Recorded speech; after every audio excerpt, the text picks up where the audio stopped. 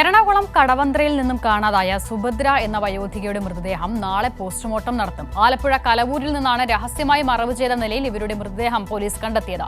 1 മാസം മുമ്പ് ഇവരെ കൊലപ്പെടുത്തി മൃതദേഹം മറവ് ചെയ്തുവെന്ന് സംശയിക്കുന്ന കാട്ടൂർ സ്വദേശിയായ മാത്യുവിനും ഭാര്യയ്ക്കുമായി പോലീസ് അന്വേഷണം ആരംഭിച്ചിട്ടുണ്ട്. ഷാജഹാൻ വിവരങ്ങളുമായി ചേരുന്നു.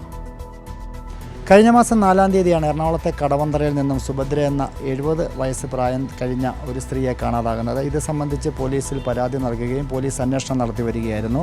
ഇത്തരം പോലീസ് ഇവർക്ക് ക്ഷേത്ര ദർശനവും അതോടൊപ്പം തന്നെ തീർത്ഥാടനവും ഒക്കെ പതിവുള്ളതായിട്ട് പോലീസിന് ലഭിച്ച വിവരത്തിൻ്റെ അടിസ്ഥാനത്തിൽ കേരളത്തിലെ എല്ലാ സ്റ്റേഷനുകളിലും ഇവരുടെ വിവരം ധരിപ്പിച്ചു. അതിൻ്റെ അടിസ്ഥാനത്തിലാണ് മണ്ണഞ്ചേരി പോലീസും അന്വേഷണം നടത്തുകയും ഇവരെക്കുറിച്ച് ചില സൂചനകൾ ലഭിക്കുകയും ചെയ്തത്.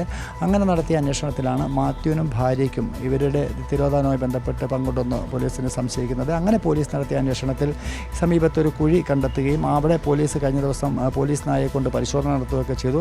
അപ്പോൾ ഒരു മൃതദേഹത്തിൻ്റെ സാന്നിധ്യം പോലീസിന് കണ്ടെത്താൻ സാധിച്ചു. അതിനുശേഷമാണ് ഇന്ന് ഉച്ചയ്ക്ക് ഏതാണ്ട് 2 മണിക്ക് ശേഷം പോലീസ് സംഘം എത്തുകയും ഈ പ്രദേശം കുഴിക്കുകയും ചെയ്തത്. അപ്പോൾ സുഭദ്രയുടെ ഇതെന്ന് സംശയിക്കുന്ന മൃതദേഹം ആദ്യം കണ്ടെത്തി. അതിനുശേഷം അവരുടെ മക്കൾ വരികയും മൃതദേഹം അവരുടേതാണെന്ന് തിരിച്ചറിയുകയും ചെയ്തു. ഇൻക്വസ്റ്റ് നടപടികൾക്ക് ശേഷം മൃതദേഹം ആലപ്പുഴ മെഡിക്കൽ കോളേജ് മോർച്ചറിയിലേക്ക് മാറ്റിയിരിക്കുകയാണ്. ഇവരുടെ ശരീരത്തുണ്ടായിരുന്ന സ്വർണ്ണാഭരണങ്ങളൊന്നും തന്നെ കാണാതെ വന്നതോടുകൂടി തന്നെ പോലീസ് നേരത്തെയും അന്വേഷണം നടത്തിയിരുന്നു. അങ്ങനെ നടത്തിയ അന്വേഷണത്തിൽ ഈ സ്വർണ്ണാഭരണങ്ങളൊക്കെ ആലപ്പുഴ നഗരത്തിലുള്ള ഒരു സ്വർണ്ണക്കടയിൽ വിറ്റതായിട്ട് വിവരം ലഭിച്ചു. അതോടൊപ്പം തന്നെ ഈ പണം ഇവരോടൊപ്പം ഉണ്ടായിരുന്ന മാത്യുവിൻ്റെ അക്കൗണ്ടിലേക്ക് പണം പോയതായിട്ടും പോലീസിന് വിവരം ലഭിച്ചു. ഇവർ അതായത് ഈ തീർത്ഥാടനത്തിന് നിരന്തരം പോയിക്കൊണ്ടിരിക്കുന്നതിനിടയിൽ എവിടെയോ വെച്ചാണ് ഈ മാത്യുവിനെയും ഭാര്യയെയും ഇവർ പരിചയപ്പെടുന്നത്.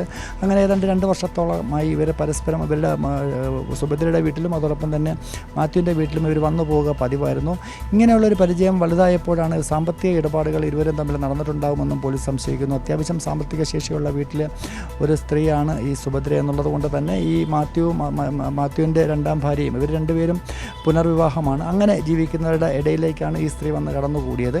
പക്ഷേ ഇതിനിടയിൽ ഇവരെ ഈ കഴിഞ്ഞ 4-ാം തീയതിക്ക് ശേഷമാണ് കാണാതാകുന്നത്. ഈ കാണാതായതിനു ശേഷമാണ് അതിന് തൊട്ട് മുൻപത്തെ ദിവസം ഇവർ കലവൂരിലുണ്ടായിരുന്നെന്ന് ചില സാക്ഷിമൊഴികളൊക്കെ തന്നെ പോലീസിന് ലഭിച്ചതിൻ്റെ അടിസ്ഥാനത്തിൽ നടത്തിയ അന്വേഷണത്തിലാണ് ഇവർ കൊല്ലപ്പെട്ടു അല്ലെങ്കിൽ ഇവർ മരണപ്പെട്ടു എന്നുള്ള വിവരം അറിയുന്നത്. കൊല്ലപ്പെട്ടതാകാനാണ് സാധ്യത. അങ്ങനെ വരുമ്പോഴാണ് ഇത് രഹസ്യമായിട്ട് മൃതദേഹം മറവ് ചെയ്യുകയും അതോടൊപ്പം തന്നെ മാത്യുവും അവരുടെ ഭാര്യയും ഇവിടെ നിന്ന് രക്ഷപ്പെടുകയും ചെയ്തു. എന്തായാലും നാളെ പോസ്റ്റ്മോർട്ടം നടപടികൾ നടക്കും. ഈ പോസ്റ്റ്മോർട്ടത്തിൽ മാത്രമായിരിക്കും എപ്പോഴാണ് കൊല ചെയ്യപ്പെട്ടത്, എത്ര നാൾ മൃതദേഹത്തിന് പഴക്കമുണ്ട്, ഏത് തരത്തിലാണ് കൊലപ്പെടുത്തിയത്, ഇത്തരം കാര്യങ്ങളൊക്കെ തന്നെ പോലീസിന് നാളെ നടക്കുന്ന പോസ്റ്റ്മോർട്ടത്തിന് ശേഷം മാത്രമേ മനസ്സിലാവുള്ളൂ. എന്തായാലും ഈ പ്രതികൾക്കായിട്ട് മാത്യുവിൻ്റെ ഭാര്യയ്ക്കും വേണ്ടിയിട്ട്, മാത്യുവിൻ്റെ ഭാര്യ കർണാടക സ്വദേശിയാണ്, ഇരുവർക്കും വേണ്ടിയിട്ട് പോലീസ് വല വിരിച്ചു കഴിഞ്ഞ് ഇവരെ ഉടൻ തന്നെ പിടികൂടാൻ കഴിയുമെന്നാണ് പോലീസ് പറയുന്നത്.